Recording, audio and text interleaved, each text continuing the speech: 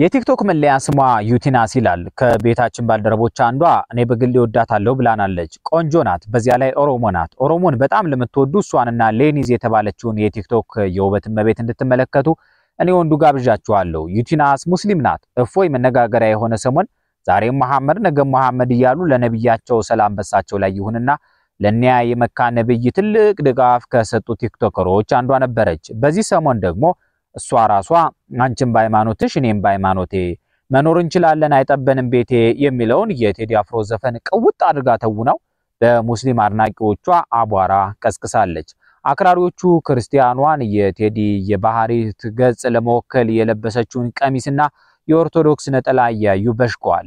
ኦርቶዶክሳውያኑ ወንዶች ደግሞ ዩቲ በጣም ተውባለች በማለት ነጠላ እንደሚያምርባት አስተያየት እየሰጧት ይገኛሉ። አሁን ከነጋ አንዲት እህታችን ክርስትና ተነስታለች፣ ከሀያት ወደ ወልደሃና ስሟ ተቀይሯል። አንተ እንዴት አባቷ ነው ክርስትና የሚያምርባት በማርያም የሚል ወንድም አጋጥሞናል። ነገሩ ሌላን አንድ ሴትም ወደ ክርስትና እንደመለሰ የሚያሳይ ነው። የትዳር ሁኔታዋን የዩቲናስን ማለታችን ነው የሚጠይቁ ክርስቲያኖች ሁሉ ተመልክተናል። ከነ ቢሊሊ ሀገር የፈለቀችውን ዩቲናስ የሚል የቲክቶክ መለያ የምትጠቀም አበባ የከበባት ትችት እንዲህ ቀለል ያለ እንዳይመስላችሁ። በርግጥ የዚች ሀገር የኢትዮጵያ የእስልምና እምነት ተከታዮችም ኢትዮጵያውያን ሆነው እንጂ በአረቡ ዓለም የሚያስገድላት ነው። አሁንም ማህበራዊ ትስስር ገጾች ላይ ያሉ አክራሪ ሙስሊሞች ሊገድሏት ነው። የሸመንደፈር ግጥምና ዜማ ጌታ ድምጻዊው ቴዲ አፍሮ ግን በአስርቱ ትእዛዛት በሲፈቱ ሲታ አንቺን በመውደዴ አይቆጣም ጌታ በማለት አድኗታል። እና አብዛኛው ኢትዮጵያዊ ሙስሊም በዚህ ጽጌረዳ አበባ የምትመስል ልጅ ላይ የሚጨክን አይመስልም። ከዚያም በላይ ብዙ ልጅቷን ከስምም ከአካልም ግድያ የሚያድን ምክንያት አለ። መቼስ ተደጋግሞ እንደሚባለው ኢትዮጵያ ነብዩ መሐመድ የፍትሃዊ ሰዎች ሀገር ናት ያሉላት፣ የቅድስት ድንግል ማርያም የአስራት ሀገር የምትባል፣ ኢየሱስ ክርስቶስ ከናቱ ጋር እንደተሸሸገባት የሚነገርላት፣ ግርሃም ሃንኮክ ታቦተ ጽዮንን ፍለጋ ሲል የተንከራተተላት፣ ሄሮዶተስ በታሪክ ምርምሩ ጊዜ ስሟን በቀና የደጋገመው፣ ሆሜር በቅኔው ያወደሳት፣ የክርስቲያኖች የሙስሊሞች የይሁዲዎች የኢያማንያን የገዳ ስርዓት አማኞች ሁሉ አገር ናት። የኢትዮጵያ ሙስሊሞች በዚህ ድባብ ተቃኝተው ስለኖሩ እንደሌላው ዓለም ሙስሊም ጥቃቅን ነገሮች ላይ አያከሩም። በቅርብ ጊዜ ሊቃኑ የጀመሩት ነገር ግን ያስፈራል። አንድ ምንጭ እንደሚሉ ከሆነ ሙስሊም የኢትዮጵያ ልጆች ዩቲ ቆንጅዬ ኦርቶዶክስ ክርስቲያን ሴት ሆና ስትተውን ተመልክተው እንዲህ በቁጣ የመንደዳቸው ዋና ምክንያት እፎይ ነው። ምንጩ ቃል በቃል እፎይ የሚባል ልጅ ቁርአናቸውን ዱቄት አደረገው ብለውናል። እንደ ምንጩ ገለጻ በዩቲ ላይ ዘመቻ መከፈቱ በዚህ ሰበብ ነው ሲባል እንደምሰማው ከሆነ ከእፎይ የቲክቶክ ላይ ቁርአንን የመሄስ ተግባር በኋላ የኢትዮጵያ ሙስሊም ሊቃን ድንጋጤ ላይ ናቸው። ሃይማኖቱ ለወትሮም በንግድና ወረራ ላይ የተመሰረተ እንደሆነ ሰነዶችን እያጣቀሱ የሚገልጹ አካላት አሉ። እንደ ኦርቶዶክስ ክርስትና በርዕዮተ ዓለም የተባ አይደለም ይባላል። ግን ኢትዮጵያዊ ሙስሊም ምርጥ ነበር። በቅርቡ ሊቃኑ እያበላሹት ነው። ጽንፍ መውጣት ከጀመሩ ራሳቸውን ይጎዳሉ። እስኪ ላፍታ ኢትዮጵያን በሸመንደፈርና እስከ መቼ በተባሉ የቴዲ አፍሮ ብሎም ጂጂ ስራዎች መሃልም ፈልጋት። በዚህ ውስጥ እስላም ክርስቲያኑ ያለበትን አጓጊ ግንኙነት እንመለከተዋለን። እነሆ በቤታችሁ ውስጥ ናችሁ። እጅጋየሁ ሽባባው የኔ አባት እስከ መቼ በተባለውና በ1990ዎቹ ለምትወደው ለሚወዳት ህዝብ በተለቀቀው ዘፈኗ ውስጥ እስከ መቼ ያዘላልቀናል ገና ብዙ መንገድ ብዙ ይቀረናል ብላ ነበር። ቴዎድሮስ ካሳሁን ገርማሞ በአንጻሩ ሸመንደፈር በተባለው ማራኪ ሙዚቃው ላይ ልክ 1997 በተባለው ዝነኛ ዓመት ላይ ተዋዶ ያለበት እስላም ክርስቲያኑ ተዘነጋሽ እንደ ኢትዮጵያ መሆኑ ሲል ለጂጂ የሚመስል መልስ ሰጥቷል። የሸመንደፈር ዘፋኝ ኦርቶዶክስ ክርስትናንና እስልምና የተባሉ ሁለት የኢትዮጵያ ታላላቅ ሃይማኖቶችን በተቃራኒ ጾታ ተቃራኒ እምነቶችን ተከታዮች ወክሎ አጥንት ድረስ ዘልቆ በሚደመጥ ዜማና የተወደደ በሚዘገን ግጥም እውነተኛ መተሳሰባቸውን ገልጧል። የዘመናት ኢትዮጵያ ትውልድ ይህንን እድል ያገኘው እስላሙ የሸመንደፈር የባህሪ ገጽና ክርስቲያኑ ፍቅረኛው በቀደሙ ዘመዶቻቸው ጊዜ ስላልተገዳደሉ ስልጣን ስላልተቀማሙ አይደለም። የፖለቲካ አስተማሪውና ጸሐፊው ሀብታሙ አለባቸው በጉልጥምት ኢትዮጵያ እንደሚሉት ሁለቱን ሃይማኖቶች ርዕዮት አድርገው አገር የመሩ ኃይሎች በረጅም ዘመናት መስተጋብራቸው ጦርነት የምንጠላበትን ማስታወሻ ቅርስ ትተውልን ስላለፉ ነው። ከዚህ በተቃራኒ ሁለት ወይም መላ ኢትዮጵያውያንን እንደየብሔራቸው መዋደዳቸውን መተሳሰባቸውን ተቃራኒ ጾታ ያላቸው ልጆቻቸው በፍቅር ሙጫ መጣበቃቸውን የሚገልጥ ሸመንደፈር የለንም። ምናልባት ካለም አጥጋቢ አይደለም።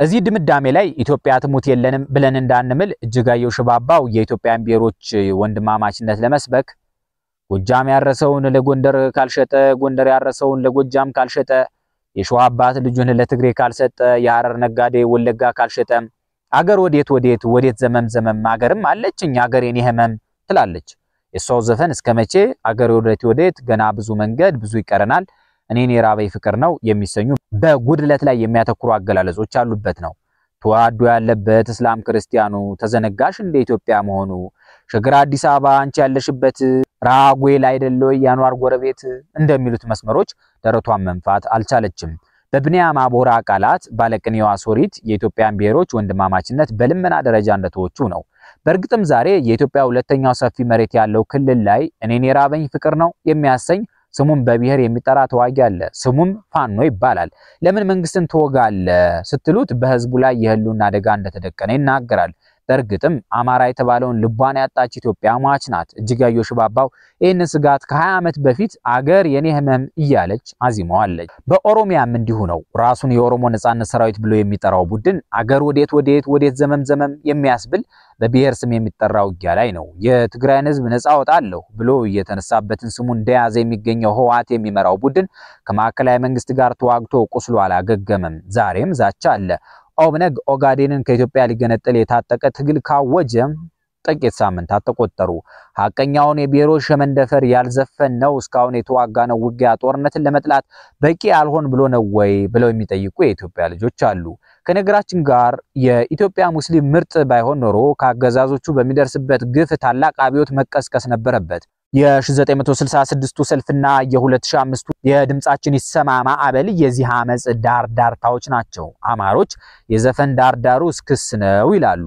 ሶስተኛውን ማዕበል አብረን እናያለን ለዚህ ማዕበል በሙስሊም የኢትዮጵያ ልጆች በኩል ተስፋ ከሚደረግባቸው ኢትዮጵያውያን መካከል የሚጠቀሱ አንድ ኡስታዝ አሉ ኡስታዝ አቡበክር አህመድ ይባላሉ ኡስታዝ አቡበክር አህመድ ወሎ ውስጥ የሐይቅ እስጢፋኖስ ልጅ ናቸው ቴዲ አፍሮ ተዋዶ ያለበት እስላም ክርስቲያኑ ተዘነጋሽ እንደ ኢትዮጵያ መሆኑ ያለለት ውድ ባህል የሚፈልቅበት ወሎ እሳቸውን ለኢትዮጵያ ሰጥቷል በ2005 የድምጻችን ይሰማ የሙስሊሞች እንቅስቃሴ ዋጋ ከከፈሉ የኢትዮጵያ ልጆች መካከል ግንባር ቀደሙ ናቸው ከሰሞኑ እፎይ የተባለው ሰው እፎይ ታነስቷቸዋል ከዚሁ ክስተት በኋላ ያደረጉት ቁጣ የተቀላቀለበት ንግግራቸው ከዚህ ሰው ነብዩ መሐመድን ያጠለሽ ነው የተባለ የቲክቶክ ንግግር ጋር የተያያዘ ነበር በአንዳንድ የማህበራዊ ትስስር ገጾች አካባቢ ግለሰቡን ለህግ ለማቅረብ 200,000 ብር ጉርሻ ተመድቦ ፍለጋ ተጀምሮ ተመልክተናል ቤታችን ይህን ዝግጅት ጽፋ እስከምትቀዳው ድረስ አልተያዘም በአምቡላንስ መንቀሳቀስ ጀምሯል የሚሉ ሁሉ ነበሩ በኢትዮጵያ አየር መንገድ ከሀገር እንዳይወጣ እግድ ተጥሎበታልም ይባላል ሙሉ ስሙ ሰለሞን ሽፈራው እንደሚባል ሰምተናል ቲክቶክ ላይ እፎይ በሚል መለያ ይጠቀማል የትውልድ ቦታው አርሲ ውስጥ ነው በጅማ ዩኒቨርሲቲ ከ2007 እስከ 2009 ዓ.ም ፊዚክስ ተምሯል ተብሏል ተጠርጣሪው የሚፈለግበት ወንጀል ተብሎ በማብራይ ስስር ገጾች የተገለጸው በሃይማኖት መካከል ግጭት ለመፍጠር በማሰብ የእስልምና ሃይማኖትን በመገናኛ ብዙሃን በማንኳሰስ የተከበሩትን ነብዩ መሐመድን በመሳደብ በማርከስ በማዋረድ የሚል ነው የህግ አግባብ ተብሎ የተጠቀሰው ደግሞ የኢትዮጵያ የወንጀል ህግ አንቀጽ 486 እና 487 ነው ፕሮቴስታንት ኢትዮጵያውያን አየነው ወደሚሉ ሰቆቃ በዚሁ እንሻገር እንኳን በግርብረት ቢያገቡኝ በግንድ መጨመር ነው እንጂ በሳት ላይ ባሩድም በጣም እንዲቃጠል አጥብቆ እንዲነድ የተሰወረውም እንዲሆን ጋድ እኔ ለአምላክ እንጂ ለስዕል አልሰግድም ተብሎ የሚነበብ አንድ ነገር አለ ስንኙ ያለቃ ታየ ገብረ ማርያም ነው አለቃ ታየ ገብረ ማርያም በዘመናቸው ማለትም ከተወለዱበት 1853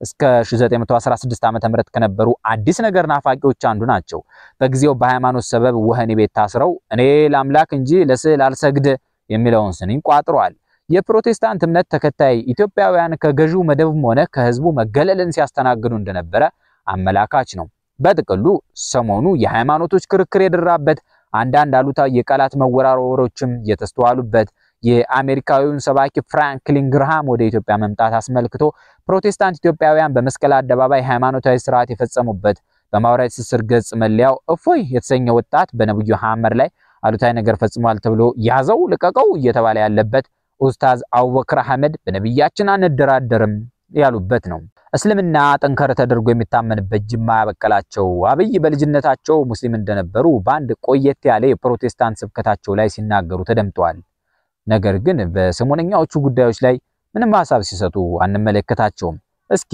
እሳቸውና አንድ ሌላ የቅርባቸው ሰው በሃይማኖት ዙሪያ ያላቸውን ውጣ ውረድ እንመልከተው። አብይ ከእስልምና በኋላ በራሳቸው ፈቃድ ያባታቸውን ሃይማኖት ትተው ፕሮቴስታንት እንደሆኑ በዚያ ከአዳራሽ ውስጥ በተቀረጸ ድምጻቸው አመልክተዋል። ለመዓዛ ብሩ መስከረም 2012 ዓ.ም በሰጧት ቃለ መጠይቅ ላይ እናታቸው ወይዘሮ ትዝታ ወልዴ ሲምሉ ማርያምን ይሉ እንደነበረ ተናግረዋል። የትዝታ ወልዴ እድገትም መናገሻ ማርያም አካባቢ እንደነበረ አክለዋል። ሐጂ መሐመድ አሊ በአካባቢያቸው የተከበሩ ሙስሊም ነበሩ። አብይ ራሳቸው ወጫቸውን ችለው መካና መዲና እንደሄዱ ማድረጋቸውን መሐመድ ሐሰን ሰውየው ላይ ጽፏል። ጠቅላይ ሚኒስትሩ አብይ ህይወቴን አሳመሩልኝ ከሚሏቸው 3 ነገሮች አንዱ ጸሎት ነው። ሁለቱ ንባብና የአካል ብቃት እንቅስቃሴ መሆናቸውን ጠቅሰዋል። ጠቅላይ ሚኒስትሩ ደጋግመው አማኝ ሁኑ ይላሉ። ከዚያም ባሻገር እሳቸው በሚያመልኩበት ቤተክርስቲያን ውስጥ አለ ያሉትን ንቅዘት አምረረው ይገልጹታል። ምክትላቸው ተመስገን ጥሩነህ ኦርቶዶክስ ክርስቲያን መሆናቸውን አንድ ባህር ዳር ሳሉ የሚያውቋቸው የቀድሞ የአማራ ክልል ባለስልጣን ለቤታችን ነግረዋታል። አንዳንዶች አብይ ጠቅላይ ሚኒስትር ከሆኑ በኋላ ፕሮቴስታንት የሆኑ ባለስልጣናት እየበዙ ነው ማለታቸውን አስመልክታ ጣቢያችን ተመስገን ጥሩነህ ቀይረው ከሆነ በሚል ለባለስልጣኑ ጥያቄ አንስታ ነበር። ጎጃሜው በዲማ ጊዮርጊስና ደብረ ወርቅ ማርያም ዙሪያ ያደጉት ተመስገን ጥሩነህ ምክትል ጠቅላይ ሚኒስትር እስከሆኑባት ቀን ድረስ ባሉበት መሆናቸውን ባለስልጣኑ አረጋግጠዋል። ለዛሬ ያዘጋጀንላችሁ የሳምንቱን ቀናት ያጀቡ እውነቶችን የሚዳስስ መሰናዶ ተጠናቋል። ለምትወዷት ሀገራችሁና ለምትኖሩበት ዓለም ሁሉ ሰላም እንመኛለን። መንግስትም የገጠሙትን ፈተናዎች ሁሉ ህዝብ ሳይጎዳ የሚፈታበት ጥበብ እንዲገለጥለት ምኞታችን ነው። ጤና ይስጥልን።